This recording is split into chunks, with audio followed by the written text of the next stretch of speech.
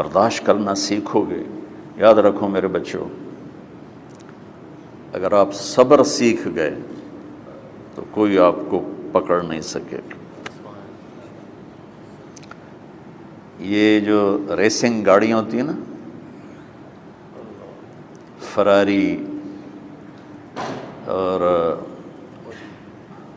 مختلف ان کے نام ہیں، مشہور فراری ہے، اٹلی میں بنتی ہے، لیمبرگینی، یہ دونوں بنتی ہیں وہاں اٹلی میں، اور اس میں جو آدمی جا رہا ہو اس کے لیے سپیڈ لمٹ کی قید کوئی نہیں، ورنہ سب گاڑیوں پہ 120 کلومیٹر پر کے اوپر جائیں گے تو جرمانہ ہوگا، لیکن جو آدمی لیمبرگینی میں جا رہا ہے یا فراری میں جا رہا ہے اس کے لیے کوئی جرمانہ نہیں، چونکہ وہ یوں کرو تو 1 سیکنڈ میں وہ 120 پہ چلی جاتی، صرف اتنا کرنے سے شو ایسے جاتی ہیں۔ تو میں آپ کو ایک لیمبرگینی دینا چاہتا ہوں، فراری 8 کروڑ کی ہے، فراری 8 کروڑ کی گاڑی ہے فراری۔ کئی دفعہ وہاں جب جاتا ہوں تو کوئی نہ کوئی بٹھا دیتا ہے، یہ آپ کو ذرا سیر کرائیں، وہ ہمارے کو تو شوق کی کوئی چیز ہے نہیں، وہ نوجوانوں کے شوق کی چیز ہے۔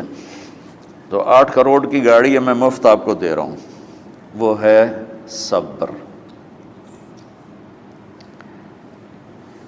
آخرت کے سفر میں اگر تیز چلنا چاہتے ہو، سب سے آگے نکلنا چاہتے ہو، تو صبر کی فراری پہ سوار ہو جاؤ، تمہیں کوئی پکڑ نہیں سکے گا، تمہارے کوئی قریب بھی نہیں آ سکے،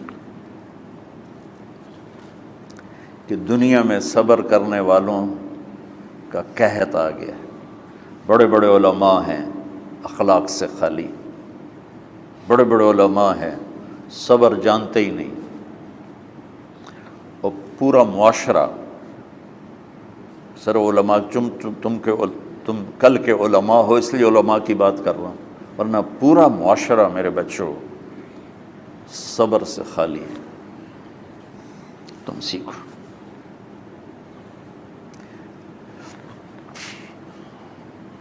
دیکھو میری ایک بات سنو، علم کی کمی ہو تو اچھے اخلاق اس کو چھپا دیتے ہیں، اخلاق کی کمی ہو تو بڑے سے بڑا علم بھی اسے چھپا نہیں سکتا۔ سارے عیب ہوں اور اخلاق اچھے ہوں تو اخلاق وہ چادر ہے جس میں سارے عیب چھپ جائیں گے، اور ساری صفتیں ہوں اور بد اخلاق ہو تو ہر صفت کو بد اخلاقی چھپا دے گی۔ میرے نبی نے نماز لمبی پڑھی، اللہ نے روک دیا، کہا نہیں چاہیے، ما انزلنا علیک القرآن لتشقی، مختصر نماز پڑھیں، درمیانی نماز پڑھیں، پیسہ سارا خرچ کر دے، اللہ نے روک دیا، ولا تبسطها کل البسط، میرے نبی سارا خرچ نہ کرو، کچھ بچا کے بھی رکھو۔ تبلیغ میں اپنی جان کھپائی، اللہ نے اس سے بھی روک دیا، فلا تذهب نفسك علیہم حسرات، تبلیغ کرو خود نہ مر جاؤ۔ تبلیغ کتنا بڑا عمل ہے، اللہ نے کہا اعتدال سے۔ نماز کتنا بڑا عمل ہے، اللہ نے کہا درمیانہ ہاتھ رکھو۔ مال خرچ کرنا کتنا بڑا عمل ہے، اللہ نے کہا درمیانہ ہاتھ رکھو۔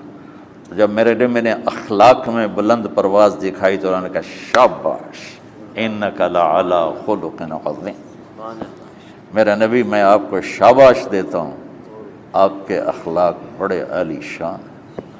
یہ نہیں کہا کہ اتنے بھی ذرا تھوڑا اکھ بھی کھائی کر، کوئی کوڑا ہویا کر۔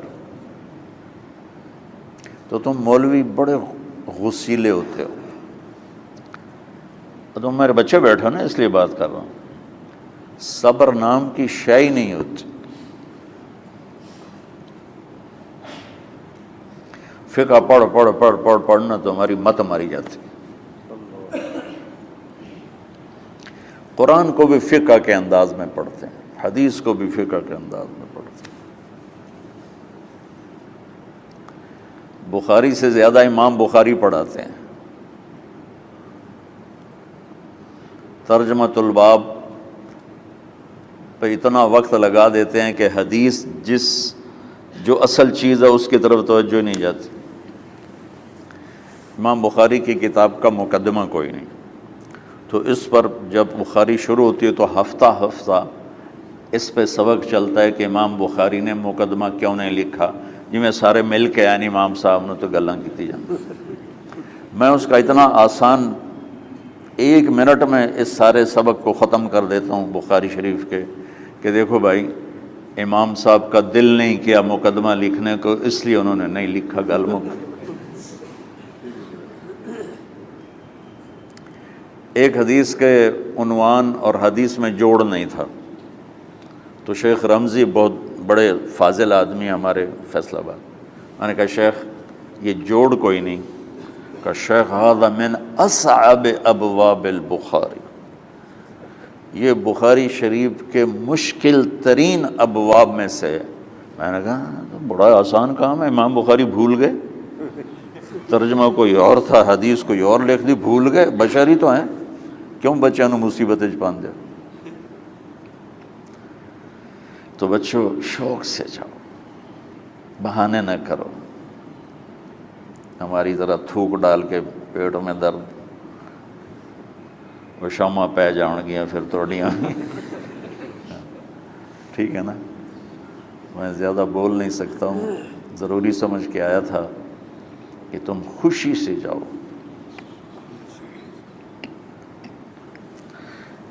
پھر اس میں جو ناگواری آئے گی اسے برداشت کرو گے تو پھر آپ کا صبر بڑھے گا۔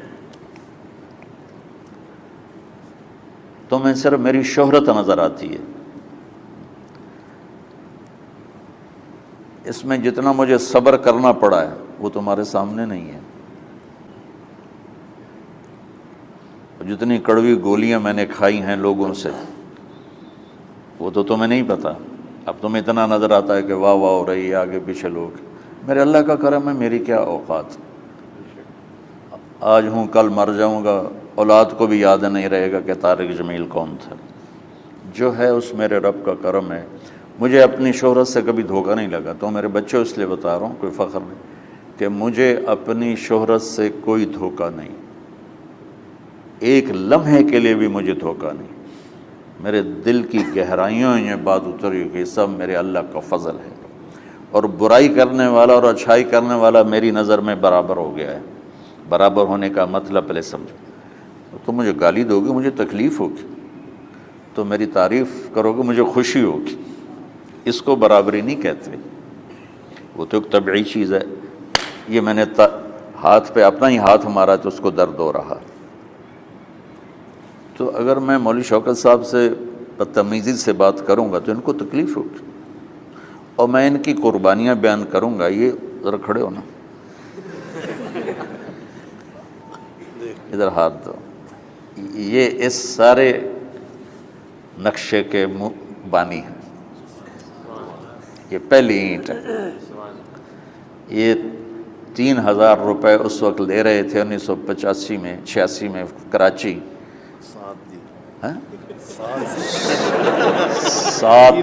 7,000 ان کی تنخواہ تھی، اور میں نے ان کو تلمبے میں بلایا 900 روپے مہینے پر۔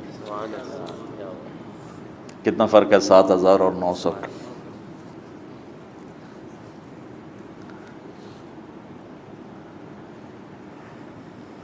لوگ میری تعریف کرتے ہیں، میں اللہ کا شکر ادا کرتا ہوں، اور اس پہ میں تکبر میں نہیں آتا۔ یہ ہے مدح اور ذم برابر ہو جائے، یعنی تعریف کرنا اور برائی کرنا برابر ہو جانے کا مطلب یہ نہیں ہے کہ برائی کرنا سن کے اثر نہیں ہوتا اور تعریف سن کے اثر نہیں ہوتا، نہیں، برابر ہونے کا مطلب بتا رہا ہوں، اس کی توفیق، تائید، رحمت اپنی اولاد کو بتا رہا ہوں۔ کوئی میری تعریف کرتا ہے، میں اللہ کا شکر ادا کرتا ہوں اور اپنے آپ کو بھولتا نہیں ہوں۔ کوئی میری برائی کرتا ہے تو میرے دل میں اس کے لیے کوئی منفی جذبہ نہیں پیدا ہوتا۔ یہ ہے اچھائی برائی کو برابر کر دینا۔